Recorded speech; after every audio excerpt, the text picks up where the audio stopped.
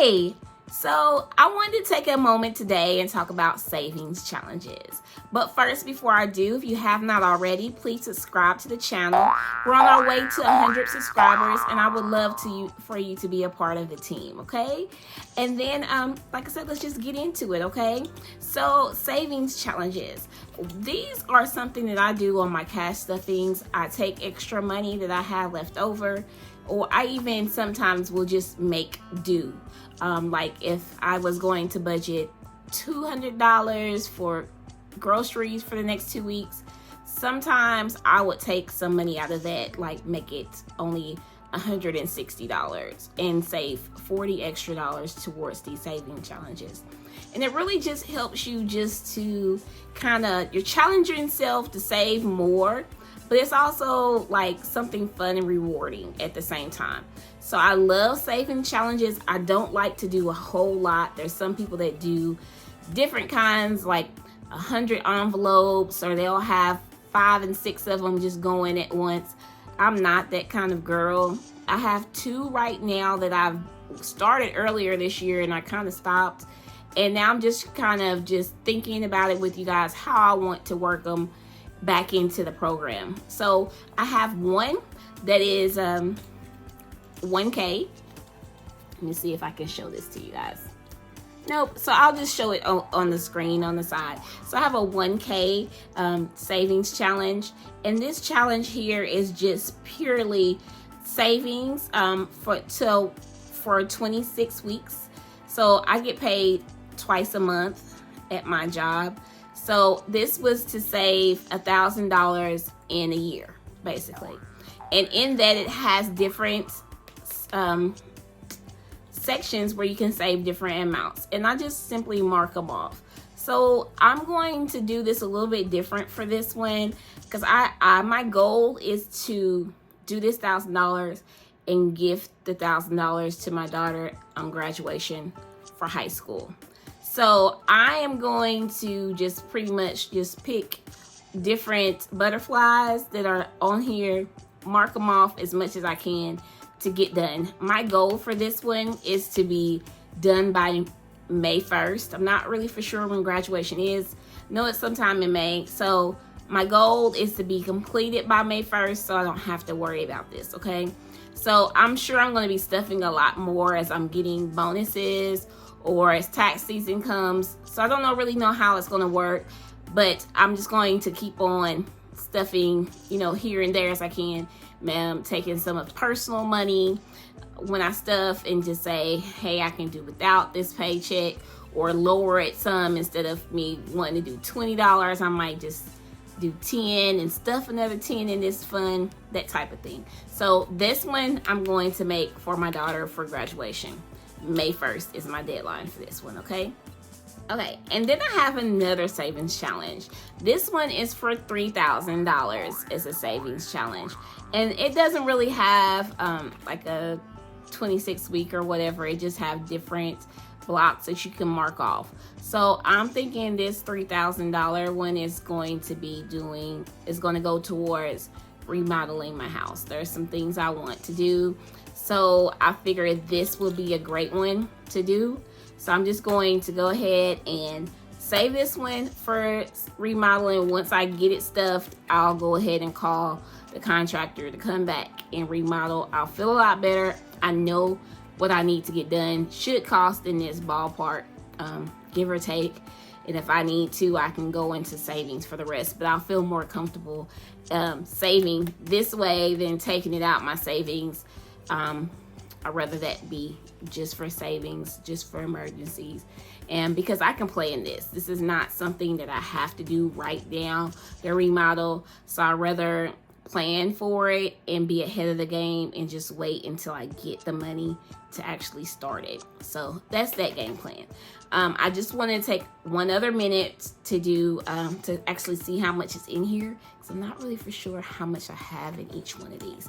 Okay, so let's just take a moment. I wish I had like 2 cameras, because it would be so awesome if I could put the other one down at the same time. But the struggle is real. We're getting there. So for the 1,000 envelope, I have these dollars here so far. So I have 100, 120, 140, 160, 180, 200, 220, 230, 235. So I have 235 saved already towards the $1,000, okay? And we're just going to leave that there, and we're just going to keep adding to it, okay? And then for the 3,000, let me see how much I have in here so far, okay? I'm not really for sure either. So here's the money for the 3,000. It might be really close. 100, 120, 140, 160. Did I do that right? No, I didn't grab it. Start over. 100, 120, 140, 160, 180, 200, 210, 220, 230, 35, 236. So we're really close to the same amount for both of them. But this money's just been sitting here. I don't know when I stopped doing this, probably sometime in February or something. I just stopped. But like I said, that's my goal. I really don't have an end date for that. Just as soon as I can get it in there, it's when I'm gonna start the remodel. It's not necessary, but it's something that I want to achieve. So all in all, saving challenges are wonderful, just to save a little extra. You can do things, all type of things, like just going and have a yard sale for stuff. I know I was talking to one of my cousins and they were selling shoes, which is a great idea to save to get towards this. So you can just do whatever, just a little extra money. I know like Illinois just gave a refund.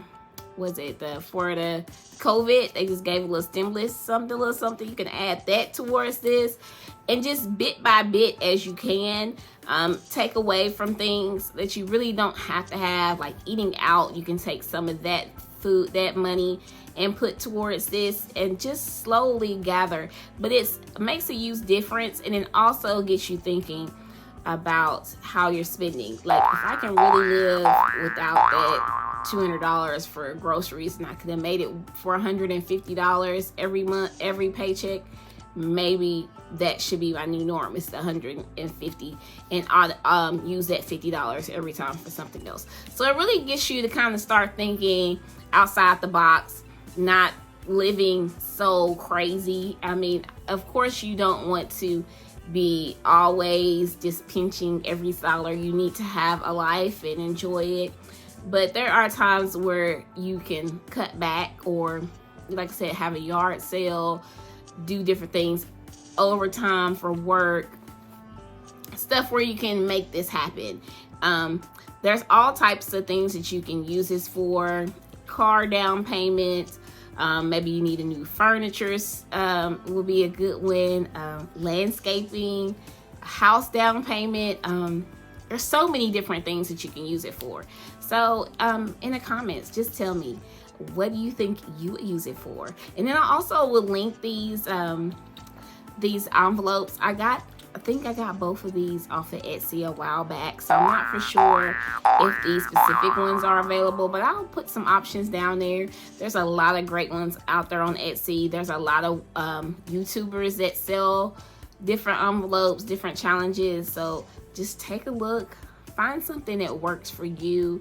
Don't go extreme. That's like the biggest thing. Start off slowly when you're doing your envelopes. Don't have one for each, because then you're going to get overwhelmed and you're going to be stressed out trying to put money in each envelope when you don't have enough. So that's why I try to keep my stuff broad, like mine are home, and everything in home goes to one, because I did that for a while. Like when I first got my house, I had one for every room, like bathroom, and I was stressed out trying to figure out which one I wanted to do first and when. And it really was just the luck of the draw.